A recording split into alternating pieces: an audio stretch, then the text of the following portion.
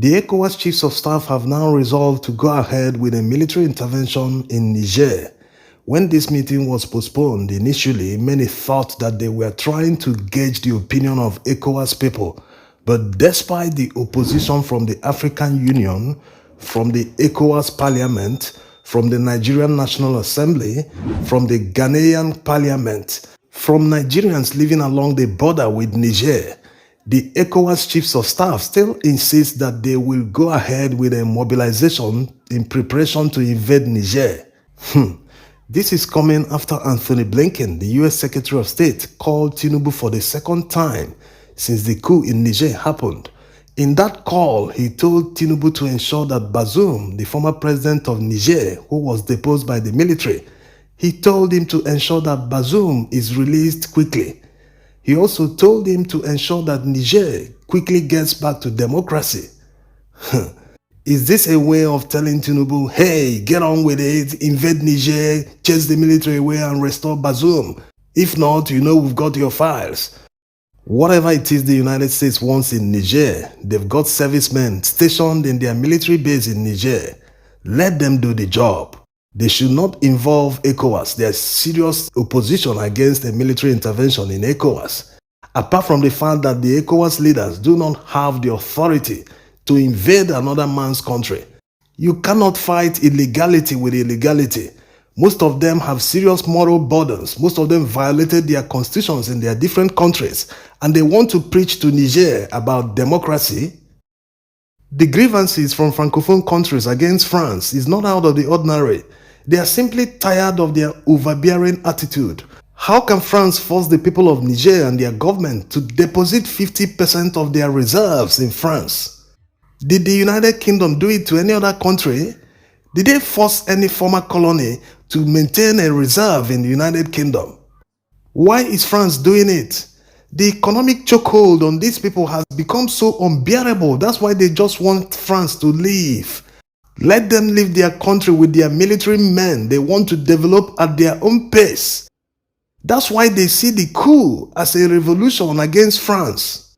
It's simply better for the United States to negotiate for their military base. They should leave France out of it. Let the people of Niger determine their future going forward. If they want to spend their entire lives under military rule, that's their business. It shouldn't concern outsiders. If they want to quickly get back to democracy within the shortest time, that's also their business. Let them solve their problems by themselves. Interestingly, the military in Niger have started serious mobilization. They are mobilizing people to join the military so that in any case they are invaded in the future, you are not talking about fighting against the military alone, you're also fighting private citizens who will be given quick training to join hands to defend their country against invaders. It's very funny looking at all the security challenges we have in Nigeria. Look at what happened in Niger State recently, and they are not talking about how to solve all these problems, and we want to go and solve another man's problem. How about charity beginning at home?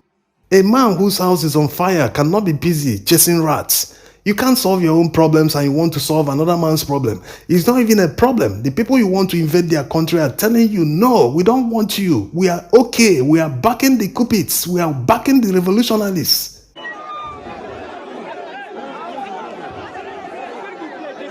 The persistence by Western countries that the military regime in Niger must restore Bazoum can only mean one thing.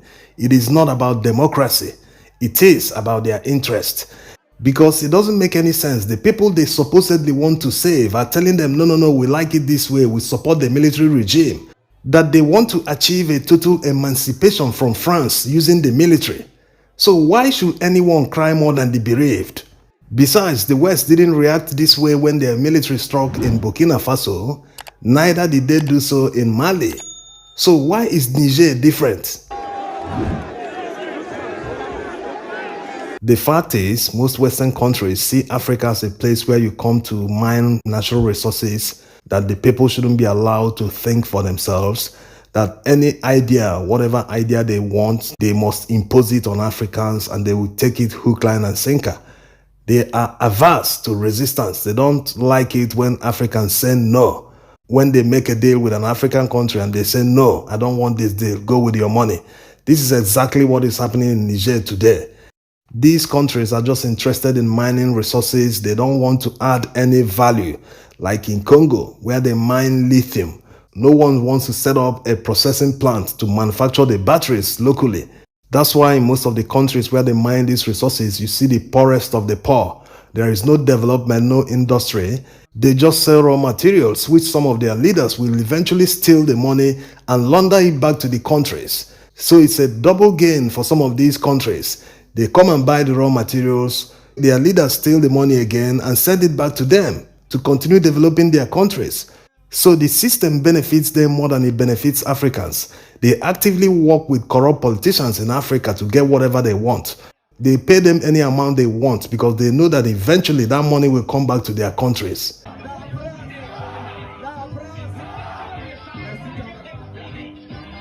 So when you hear them say they are fighting for democracy in a particular country in Africa, this is actually what they mean. They are fighting to have a corrupt politician who will do their bidding.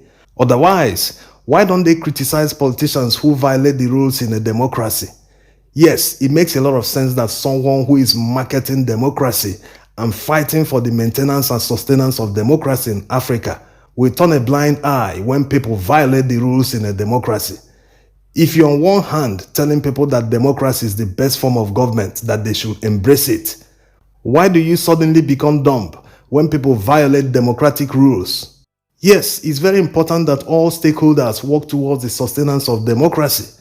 It's not the job of the opposition alone to obey the rules of democracy, while the party in power behaves as if they are lords over the others, that they were elected as kings to lord it over everyone. So when these countries fail to criticize and allow things to deteriorate to the level of military coup, they no longer have the morals to patronize us. They can't be talking to us about democracy when they fail to lend their voice to sustain democracy. They can't be seriously marketing a product that people don't derive benefit from. Democracy is supposed to come with dividends, but in most African countries, people don't see these dividends. And what is the type of democracy that is practiced in Cameroon? Many people born the past 40 years have only known one leader, Paul Biya. How can France support one man to be the president of Cameroon when he's not the king? And when a military coup happens in Cameroon tomorrow, they will say they are fighting to restore democracy. Restore what type of democracy? To an average Cameroonian, they are tired of this type of democracy. A democracy that can only produce one president all the time for multiple years. That's not a democracy. So the United States and France should just stop all the meddling, all the phone calls, all the pressure on Ecowas leaders to invade Niger. They should just stop all this. Allow the people of Niger to determine their future their own way. Also, military invasion is very unpopular here. And going by the rules of democracy, you do not go against the wishes of the majority. Any forceful invasion of Niger will destabilize the entire region and lead to a massive humanitarian crisis. We hope that good reason will finally prevail. While the military junta in Niger is busy consolidating power, the Prime Minister believes that they can find ways to mitigate the sanctions. Niger is a massive landlocked country and the closure of their southern borders by their neighbors must be hitting their economy hard. The people are definitely suffering. How long will the sanctions persist?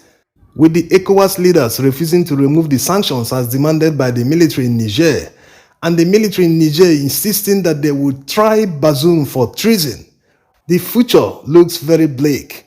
Who will blink first, the Ecowas leaders or the military in Niger? Thanks for watching.